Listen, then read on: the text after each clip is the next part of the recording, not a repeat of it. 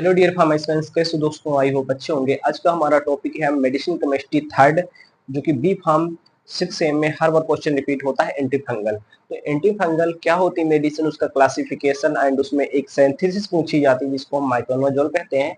तो माइक्रोनोजोल की सिंथेसिस के बारे में भी डिस्कस करेंगे इस वीडियो में। सो गाइस, सबसे पहले हम स्टार्ट करते हैं इस टॉपिक को और हम जानते हैं एंटी फंगल क्या होता है, क्योंकि एंटी फंगल की तो हमें डेफिनेशन लिखना ही होगा एग्जाम में।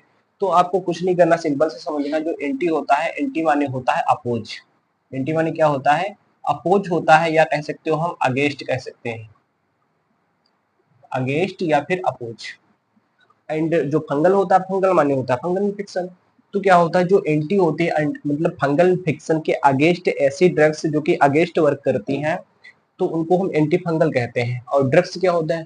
ड्रग्स ऐसे फार्मास्यूटिकल इंग्रेडिएंट होते हैं जो कहीं ना कहीं बीमारी को ट्रीट करते हैं। तो आई होप आप लोगों को इतना क्लियर हो गया। अब बात करते हैं हम क्लासिफिकेशन की। तो जो एंटी फंगल क्लासिफिकेशन होता है, ये जो मेनली डिवाइड किया गया है, सबसे पहले हम बात करते हैं पोलिन्स की। जिसे पोलिन्स यहाँ पर देख सकते हो। पोलिन्स जो होता है, पोलिन्स में हमें दो ड्रग्स देखने को मिलती हैं, एक स्टेटिन, एक एम्फोटेरिसिन बी। सिर्फ दो ही ड्रग देखने को मिलती हैं पोलिन्स में। एंड बात करते हैं एजोल्स की। तो एजोल्स क्या होता है? तो एजोल्स जो होता है एक ऐसा, मतलब कह सकते हो कैटेगरी होती है, जो क्लास होती है, जिसमें जो क्या होती है, ये मेनली दो टाइप्स में डिवाइड किया गया है। फर्स्ट होता है अमाइडाजोल एंड ट्रायाजोल्स। अमाइडाजोल होती है, तो अमाइडाजोल को अगर लिखना हमें है तो ऐसा लिख सकते हैं, imidazole is a class and comes under the azoles category. So imidazoles में क्लोट्रिमाजोल आती है, माइकोनाजोल आती है, केटोकोनाजोल, तीन ही ड्रग्स में देखने को मिलती हैं। कहीं कहीं क्लासिफिकेशन में अदर भी देखने को मिलेंगी, बट ये इंपॉर्टेंट ज्यादा हमें याद भी इजिली हो जाएंगी। नेक्स्ट हम बात करते हैं ट्रायाजोल की। तो ट्रायाजोल में हमें ओरिकाजोलोन एंड फ्लूकोजोलोन एंड इट्राकोलोन एंड पासाकोलोजोलोन, ये सारी हमें ड्रग्स देखने को मिलती हैं। तो आई होप आप लोगों को इतना क्लियर हो गया होगा। अब बात करते हैं हम एलिल एमीन की। तो एलिल एमीन में हमें मेनली तीन ड्रग्स ही देखने को मिलती हैं। फर्स्ट होती है टर्बिनाफाइन होती है, एंड बुटेनाफाइन होती है, एंड नेफ्टिफाइन होती है। तो टर्बुनाफाइन, नेफ्टिफाइन एंड बुटेनाफाइन, ये तीन ड्रग्स हमें देखने को मिलती हैं, comes under the allyl amines drugs, इसके कैटेगरी में आती हैं। नेक्स्ट हम बात करते हैं एकिनोकाइंडीन। जो एकिनोकाइंडीन होती है, इसमें हमें तीन ड्रग्स ही देखने को मिलती हैं। एंड कहीं कहीं क्लासिफिकेशन पे डिफरेंस फर्स्ट यहाँ पर दिखते हो, रेजाफंजिन हो गया, माइकोफंजिन हो गया, एंड कैस्कोफंजिन। तो ये मेनली जो है एकेनोकाइंडिस जो कैटेगरी होती है, उसमें तीन ड्रग्स देखने को मिलती है। अब नेक्स्ट हम बात करते हैं जो हमारा अदर होती है, कुछ अदर भी तो होंगी ड्रग्स ना। तो यहाँ पर ग्रिसियोफ्लोविन होता है, एंड फ्लोसाइटोसिन होता है, एंड टोनाफ्लेट। तो ग्रिसियोफ्लोविन, फ्लोसाइटोसिन एंड ट्रोनाफ्लिन, ये तीन ड्रग्स जो हैं अदर कैटेगरी में देखने को मिलती हैं। अब इसमें एक क्वेश्चन रिपीट होता है कि इसका क्लासिफिकेशन पूछता है एंटीफंगल का, एंड पूछता है माइकोनाजोल की synthesis and mechanism of action क्या होता है। तो हम बात करते हैं माइकोनाजोल की। यहाँ पर देख सकते हो माइकोनाजोल, ये इसका स्ट्रक्चर देखने को मिलता है कुछ इस तरह से।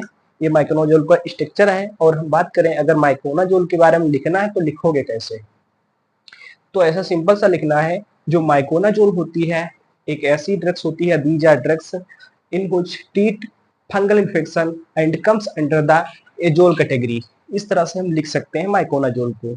एंड हम बात करें अगर इसकी सिंथेसिस की, माइकोनाजोल को हम कैसे इसको प्रिपेयर कर सकते हैं, कैसे बना सकते हैं लैब में, तो यहाँ पर देख सकते हो सिंथेसिस की बात करें तो कुछ नहीं करना है, सिंपल सा आपको याद रखना है 2,4 डाइक्लोरोफिनेसिल ब्रोमाइड। तो ये जो होता है, ये जो क्लोरीन ग्रुप लगे हुए हैं दूसरे और चौथे ग्रुप पे लगे हुए हैं। डाई मतलब दो हो गया क्लोरीन, एंड ये जो होता है इतना जो होता है फिनासिल होता है, एंड बीआर लगा होता है तो ब्रोमाइड हो गया। तो आपको 2,4 डाइक्लोरोफिनासिल एंड ब्रोमाइड। एंड नेक्स्ट यहाँ पर ये देख सकते हो, ये अमाइडाजोल का स्ट्रक्चर है। ये किस चीज का स्ट्रक्चर है? अमाइडाजोल का। तो अमाइडाजोल का आप दोनों हम 2,4 डाइक्लोरोफिनेसिल ब्रोमाइड एंड अमाइडाजोल को अगर हम देंगे तो क्या हम करेंगे? इसको सबसे पहले अगर हम इसको दोनों को कंबाइन करके एंड हमें कुछ प्रिपेयर करना होगा प्रोडक्ट, तो यहाँ पर बन जाएगा 1,3,4 di chlorophenacyl and 2,1H imidazole and Y ethanol. इस तरह के जो स्ट्रक्चर देखने को मिलेगा। अब फाइनली हम क्या करेंगे, इसे NaBHF4 की प्रेजेंस में हम इसको अगर इंटरमीडिएट प्रोडक्ट एक बना लेंगे, तो यहाँ पर देख तो ये इंटरमीडिएट प्रोडक्ट बन गया है। अब हमें क्या करना है, अब तो इंटरमीडिएट प्रोडक्ट बन गया है, अब हमें सिंपल से करना है, जो ब्रोमोमिथाइल 2,4 एंड डाइक्लोरो बेंजीन होता है उसको क्या करना है, इसको इसकी प्रेजेंस में इसको ऐड कर देना है उसमें, एंड फाइनली हमारा माइक्रोनाजोल तैयार हो जाएगा। वीडियो बहुत ज्यादा लंबा हो जाएगा, वरना हम आपको समझाएंगे किस क्लास में कौन सी ड्रग्स लगी भी होती है और कहाँ पर मतलब कौन सा ग्रुप लगा होता है। तो इस तरह से सिंपल सा एक जो है सेंटेंस आपको देख लेना है। एंड हम नेक्स्ट बात करते हैं, ये जो माइक्रोनाजोल यहाँ पे लिखा है, तो यहाँ पर लिखना नहीं है, ये जो स्ट्रक्चर है इसको यहीं पर बना देना है। अब बात करते हैं माइक्रोनाजोल होती है, अब वो कैसे वर्क करती है, इसका मैकेनिज्म ऑफ एक्शन समझते हैं। तो यहाँ पर देखते हो मैकेनिज्म ऑफ एक्शन, सबसे पहले जो स्क्वेलिन होती है, स्क्वेलिन क्या होता है, स्क्वेलिन एक मतलब एक कह सकते हो प्रोडक्ट होता है, जो कि स्क्वेलिन एंड इपोक्साइड जो होता है एंजाइम होता है, एंजाइम की प्रेजेंस में स्क्वेलिन इपोक्साइड बनता है। यहाँ पर देखो इपोक्साइडेज है, इपोक्साइडेज, एंड ये इपोक्साइड है, यहाँ पर इपोक्साइडेज है। तो इपोक्साइडेज की प्रेजेंस में स्क्वेलिन इपोक्साइड बनता है, एंड यहाँ पर उसके बाद क्या बनता है, लेंसोस्टेरोल बनता है, लेंसोस्टेरोल। एंड आफ्टर देन यहाँ पर देखते हो जो 14 अल्फा डाइमिथाइलेज होता है, इसकी प्रेजेंस में यहीं पे जो होता है माइकोना जो हमारी ड्रग्स होती है वो क्या करती है, एक्ट करती है, एंड इसका जो सिंथेसिस होती है इसकी, उसको इनहिबिट कर देती है, ब्लॉक कर देती है, जिसकी वजह से फंगल इन्फेक्शन जो है खत्म होने के चांसेस बढ़ जाते हैं। 14 अल्फा मिथाइलेज इतना याद रखना है कि इसी को यहीं पर इनहिबिट करती है माइकोनाजोल, एंड आफ्टर देन इर्गोस्ट्रोल जो होता है वो क्या होता है, इसका इर्गोस्ट्रोल जो होता है वो नहीं बन पाता है। अब बात करते हैं जो इर्गोस्ट्रोल होता है वो क्या होता है। तो जैसे ह्यूमंस में कोलेस्ट्रॉल होता है, ह्यूमंस में कोलेस्ट्रॉल, तो उसी तरह से जो फंगल इन्फेक्शन होता है उसमें इर्गोस्ट्रोल देखने को मिलता है। अब जब कोलेस्ट्रॉल ह्यूमंस में नहीं बनेगा तो क्या ह्यूमंस मतलब जीवित रह पाएंगे, नहीं। सेम वैसे ही जो इर्गोस्ट्रोल होता है यहाँ पर जब नहीं बनेगा फंगल इन्फेक्शन में, तो क्या होगा, उनकी जो मतलब ग्रोथ होगी वो इनहिबिट हो जाएगी। इस तरह से फंगल इन्फेक्शन ट्रीट होता है। तो आई होप आप लोगों को इतना क्लियर हो गया होगा कि इसका जो मतलब mechanism action and synthesis and classification क्या होता है। तो थैंक यू फॉर वाचिंग, मिलते हैं फिर नेक्स्ट वीडियो में।